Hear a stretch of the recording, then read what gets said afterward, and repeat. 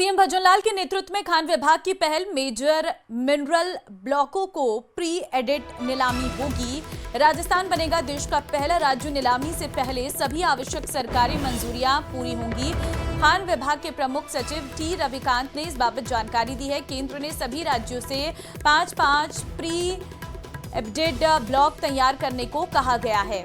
RSMET को बनाया गया प्रोजेक्ट मॉनिटरिंग यूनिट। कई ब्लॉकों का जियोलॉजिकल सर्वे और सीमांकन पूरा। प्री एम्बेडेड नीलामी से निवेश, रोजगार, राजस्व में होगी वृद्धि। खनिजों की आपूर्ति व्यवस्था होगी मजबूत। ईज ऑफ डूइंग बिजनेस में होगा बड़ा सुधार।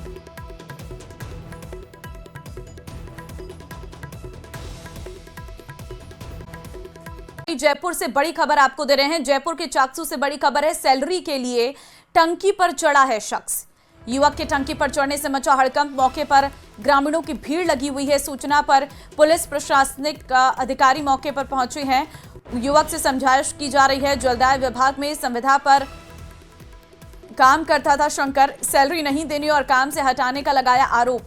बिना कारण हटाकर सरपंच के भाई को लगाने का आरोप। चाकसू के कादेड़ा ग्राम पंचायत का ये पूरा मामला है। तो युवक से समझाइश की जा रही है। युवक का साफ तौर पर कहना है कि वो सैलरी नहीं मिलने की वजह से नाराज है। दरअसल जलदाय विभाग में संविदा पर काम करता था शंकर। सैलरी नहीं देने और काम से हटाने का आरोप लगाया है। हीरालाल संवाददाता फोन लाइन पे इस वक्त हमारे साथ हैं। हीरालाल, कितना समय हो गया टंकी पर चढ़े युवक को? कोई समझाइश हो पाई है अभी तक? जी देखिए, चाकसू के कादेड़ा इलाके का पूरा मामला है, जहां शंकर नाम का एक युवक है जो पानी की टंकी पे आज सुबह चढ़ गया था। करीबन 1 घंटे से ज्यादा का समय हो गया है युवक को पानी की टंकी पर चढ़े हुए। और जब युवक पानी की टंकी पे चढ़ा तो आसपास के लोग हैं जो मौके पे एकत्रित हो गए। उन्होंने पुलिस को सूचना दी। सूचना पर पुलिस व प्रशासनिक अधिकारी मौके पे पहुंचे और लगातार युवक को नीचे उतारने के लिए समझाइश के प्रयास किए जा रहे हैं। लेकिन जो युवक है वो नीचे उतरने के लिए तैयार नहीं है। उसका आरोप है कि वो संविदा पर है, जो जलदायु विभाग में काम करता था, लेकिन अधिकारियों और सरपंच की मिलीभगत के चलते उसको हटा दिया गया। साथ ही उसने आरोप भी लगाया कि उसकी जो काम किया था उसकी सैलरी भी उसको नहीं दी गई है और सरपंच के भाई को नियम विरुद्ध वहां लगा दिया गया। तो उसका कहना है कि एक तो जो मामले में दोषियों के खिलाफ कार्रवाई की जाए, जो भ्रष्टाचार है उसकी जांच की जाए और जो दोषी अधिकारी और जो कर्मचारी है उनके खिलाफ विभागीय कार्रवाई हो, उसके बाद ही वो नीचे उतरेगा। हालांकि अभी तक जलदाय विभाग के अधिकारी मौके पे नहीं पहुंचे हैं। जो पुलिस है मौके पे पहुंच चुकी है और युवक को समझाइश करके नीचे उतारने के प्रयास किए जा रहे हैं। ठीक है हीरालाल, बहुत धन्यवाद आपका तमाम जानकारी देने के लिए।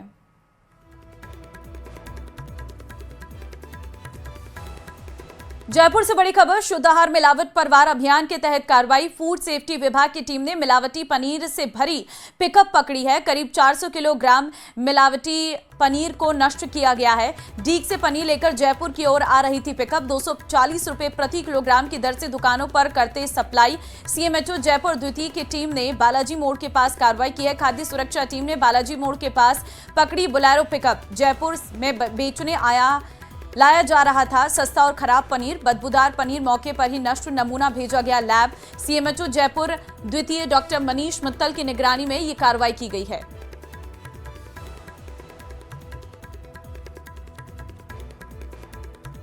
तो डीग से पनीर लेकर जयपुर आ रही थी ये पिकअप। फूड सेफ्टी विभाग ने मिलावटी पनीर से भरी पिकअप पकड़ी है। करीब 400 किलोग्राम मिलावटी पनीर को नष्ट करवाया गया है। शुद्ध आहार मिलावट पर वार अभियान के तहत ये कार्रवाई की गई है, जहां पर एक भरी नकली पनीर की पिकअप की गाड़ी को पकड़ा गया है, जिसमें से इस पनीर को निकाला गया और उसे नष्ट किया गया है। आप देखिए, पनीर को यहां पर निकाल के नष्ट किया गया है। कई लोगों के जीवन के साथ ये चंद पैसों के चलते खिलवाड़ कर रहे हैं और इस पर लगातार फूड सेफ्टी विभाग की टीम अंकुश लगाने की कोशिश कर रही है, लेकिन उसके बावजूद भी मिलावटखोरों का काम लगातार जारी है। देश की कानून व्यवस्था को लेकर कांग्रेस लगातार सरकार पर हमलावर है। पूर्व सीएम गहलोत के बाद अब नेता प्रतिपक्ष टीकाराम जूली ने प्रेस कॉन्फ्रेंस कर प्रशासन पर सूबे में भू माफियाओं को संरक्षण देने का आरोप लगाया। विपक्ष का कहना है कि राजस्थान में अफसरशाही हावी है, अधिकारी नेता मंत्रियों की सुन नहीं रहे हैं। ये रिपोर्ट देखिए।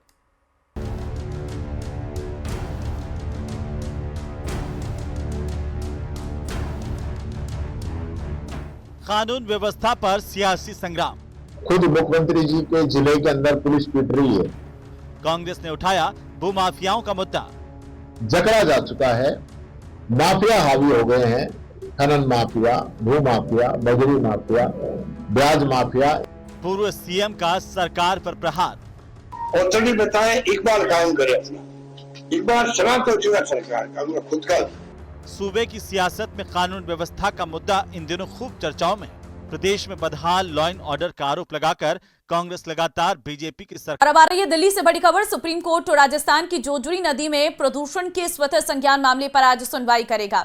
कोर्ट ने पहले कहा था कि नदी में कपड़ा और टाइल फैक्ट्रियों से बहता औद्योगिक कचरा सैकड़ों गांवों और पीने के पानी को गंभीर रूप से प्रभावित कर रहा है। बेंच ने कहा था कि जोजुरी नदी में कपड़ा और टाइल फैक्ट्रियों से भारी मात्रा में औद्योगिक कचरा बहाया जा रहा। इससे इंसानों और जानवरों दोनों के लिए पीने का पानी जहरीला हो गया है, जिससे न केवल स्वास्थ्य बल्कि पूरा परिस्थिति तंत्र प्रभावित हो रहा है। सुप्रीम कोर्ट आज मामले को लेकर सुनवाई करेगा। जोजुरी नदी में प्रदूषण के स्वतः संज्ञान का यह पूरा मामला है। सुप्रीम कोर्ट आज मामले को लेकर सुनवाई करेगा। ये बड़ी खबर इस वक्त आपको हम दे रहे हैं। नदी में बहाया जा रहा है औद्योगिक कचरा, जिससे लोगों को काफी दिक्कतें हो रही हैं। नदी का पानी प्रदूषित हो रहा है, जहरीला हो रहा है और जो किसी भी तरह से काम के योग्य नहीं है। अब ऐसे में लोगों की शिकायतें थी और जोजुरी नदी में जो प्रदूषण फैल रहा है उस पर कोर्ट ने खुद स्वतः संज्ञान लिया और देखना होगा कि आज की सुनवाई में क्या सुप्रीम कोर्ट की तरफ से कहा जाता है। भीलवाड़ा से आपको बड़ी खबर देंगे, जहां पर चैनपुरा बनास नदी में बहे 2 युवकों का अभी तक कोई सुराग नहीं लगा है। एसडीआरएफ ने दूसरे दिन शुरू किया है सर्च ऑपरेशन। सोमवार को पारोली से नई बाइक लेकर घर लौटते समय यह हादसा हुआ था। बनास नदी में बहे राम निवास और गोपाल की तलाश जारी है। तो बड़ी खबर इस वक्त आपको दे रहे हैं। बनास नदी में बहे 2 युवकों का अभी तक सुराग नहीं लगा है। नई बाइक लेकर घर लौटते समय यह हादसा हुआ था। एसडीआरएफ का दूसरे दिन भी सर्च ऑपरेशन लगातार जारी है। नई बाइक लेकर घर लौटते समय यह हादसा हुआ था। बनास नदी में बहे 2 युवकों का नहीं लगा सुराग। एसडीआरएफ का दूसरे दिन भी सर्च ऑपरेशन जारी है।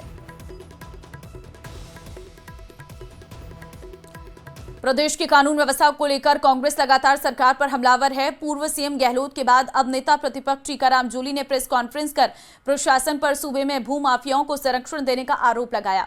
विपक्ष का कहना है कि राजस्थान में अफसरशाही हावी है, अधिकारी नेता मंत्रियों की सुन नहीं रहे। ये रिपोर्ट देखिए।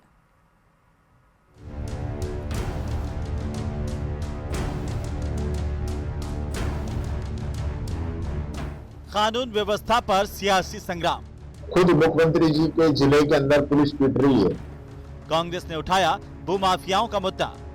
जकड़ा जा चुका है, माफिया हावी हो गए हैं। खनन माफिया, भू माफिया, बजरी माफिया, ब्याज माफिया। पूर्व सीएम का सरकार पर प्रहार। ऑथोरिटी बताएं, इकबाल कायम करे अपना, इकबाल समाप्त हो चुका सरकार का, उनका खुद का। सूबे की सियासत में कानून व्यवस्था का मुद्दा इन दिनों खूब चर्चाओं में है। प्रदेश में बदहाल लॉ एंड ऑर्डर का आरोप लगाकर कांग्रेस लगातार बीजेपी की सरकार पर हमलावर है। अलवर में अपने कार्यालय पर जन सुनवाई के बाद नेता प्रतिपक्ष टीकाराम जूली ने प्रेस कॉन्फ्रेंस की, जिसमें उन्होंने कहा भूमाफिया जबरन मंदिरों और सरकारी जमीनों पर कब्जा करने में लगे हुए हैं और उन्हें प्रशासन का संरक्षण मिल रहा है। पूरे प्रदेश के अंदर इस प्रकार से वाक्य आ रहे हैं कि पुलिस का इकबाल खत्म हो चुका है, क्योंकि पूरा जो तंत्र है वो करप्शन के अंदर जकड़ा जा चुका है। माफिया हावी हो गए हैं। खनन माफिया, भू माफिया, बजरी माफिया, ब्याज माफिया, इन सब लोगों ने पूरा जो है सिस्टम वो टेक ओवर कर लिया है। सरकार कोई जवाब नहीं दे रही है, मुख्यमंत्री जी के पास समय नहीं है। अलवर में सरस डेयरी के चुनाव को लेकर नेता प्रतिपक्ष ने कहा कांग्रेस समर्थित चेयरमैन को हटाकर एक केंद्रीय मंत्री अपने पीए को चेयरमैन बनाना चाहते हैं। अगर चुनाव सही नहीं कराए गए तो वे कोर्ट जाएंगे। इसके अलावा टीकाराम जूली ने परिसीमन निरस्त करने और पंचायतों के गठन मामले पर भी सरकार को खूब घेरा।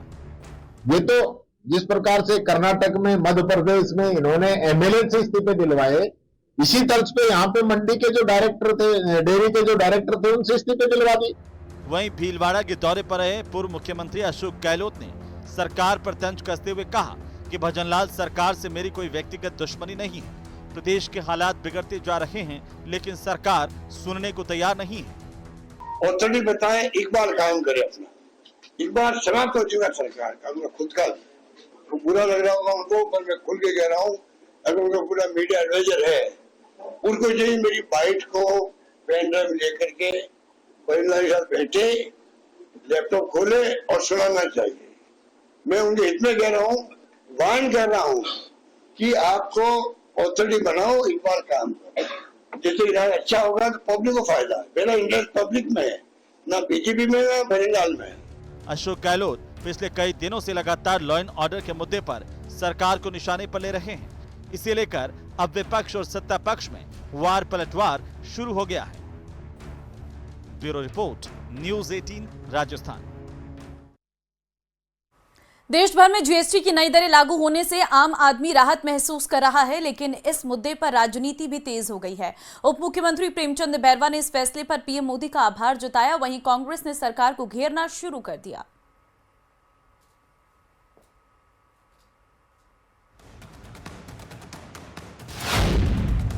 जीएसटी रिफॉर्म के फैसले पर सियासत, कांग्रेस ने केंद्र सरकार को घेरा। खाचरियावास बोले, बीजेपी ने 10 साल बाद मानी अपनी गलती। 1 जुलाई 2017 में संसद के सेंट्रल हॉल में विशेष सत्र का आयोजन कर आधी रात को जीएसटी लागू करने की घोषणा की गई थी, जिसे वन नेशन वन टैक्स नाम दिया गया। लेकिन 22 सितंबर 2025 से सरकार ने जीएसटी की नई दरें लागू कर दी। अब विपक्ष सरकार को घेर रहा है। पूर्व कैबिनेट मंत्री और कांग्रेस नेता प्रताप सिंह खाचरियावास का कहना है कि कांग्रेस पिछले 10 साल से जीएसटी की खामियों को उजागर कर रही है। इनका घमंड तब टूटेगा, जीएसटी का कोई लाभ नहीं मिल रहा। अभी बताओ, जितने भी बड़े उद्योगपति हैं, इन्होंने जीएसटी कम कर दी, तो जीएसटी कागजों में कम की है, जमीन पर तो लागू ही नहीं हुई। और आप लेके बता दो, जमीन पर जाकर टैक्स कम करवा के बता दो, किसी ने कम नहीं किया। अखबारों में कम हो रहा है, मीडिया में कम हो रहा है, सरकार के मंत्रियों के मुंह से कम हो रहा है, लेकिन जमीन पर जीएसटी कम नहीं हुई। और मैं फिर कह रहा हूं, रोटी पर जीएसटी पूरी खत्म करनी चाहिए, पराठे पर, आटे पर, बिस्किट पर, रोजमर्रा में काम आने वाले साबुन पर जीरो जीएसटी करनी चाहिए। यदि ये सब नहीं करते हैं तो बेकार है ये जो छूट। पूर्व सीएम अशोक गहलोत ने भी बीजेपी को घेरा। भीलवाड़ा में एक प्रेस कॉन्फ्रेंस के दौरान अशोक गहलोत ने कहा, जीएसटी का प्रस्ताव यूपीए सरकार में पारित किया गया, लेकिन उसमें केवल 1 या 2 स्लैब की बात थी। जीएसटी का प्रस्ताव जो है वो कांग्रेस की यूपीए गवर्नमेंट शुरू किया था। 1 स्लैब की बात थी उस वक्त। प्रवीण लोगोनी थे वित्त मंत्री, मैं भी सरकार में था उस वक्त में। तो ऐसी मीटिंग होती थी हमारी, बॉम्बे में जो हुई थी, गुजरात भी आया, मध्य प्रदेश भी आया, सब लोग आए थे वहां। तो 1 स्लैब या लगभग 2 स्लैब आया ज्यादा। इन्होंने क्या किया, 28 भी, 18 भी, 12 भी, 5 भी कर दिया। और ऐसा कर दिया, आतंक पैदा हो गया व्यापारियों में। विपक्ष भले जीएसटी के मसले पर सरकार को घेर रहा हो, लेकिन सत्ता पक्ष केंद्र सरकार के फैसले को राहत भरा कदम बता रहा है। डिप्टी सीएम प्रेमचंद बैरवा ने कहा कि जीएसटी के सरलीकरण से आम आदमी को राहत मिली है। इससे आम वर्ग और आम सेक्टर को इसमें फ़ायदा होने वाला है। हमारे रोज़मर्रा की चीज़ें जो है, जिनमें हमारे को आज बहुत राहत मिली है, खाने पीने की, रोज़मर्रा काम आने वाली चीज़ों में, गाड़ियों में, सभी में इसका बहुत हमें लाभ मिला है। और इससे हमारा ये जो दीपावली का त्यौहार आएगा, इसमें लोग बहुत ज़्यादा ख़रीदारी भी कर पाएंगे और बहुत ज़्यादा अच्छा महसूस भी कर रहे हैं। इसके लिए मैं हमारे यशस्वी प्रधानमंत्री नरेंद्र मोदी जी का राजस्थान की जनता की ओर से बहुत बहुत आभार व्यक्त करना चाहेंगे। जीएसटी को लेकर सियासतदान भले ही राजनीति कर रहे हों, लेकिन नई दरें लागू होने से किचन और स्टडी टेबल को राहत जरूर मिली है। Bureau report, news 18।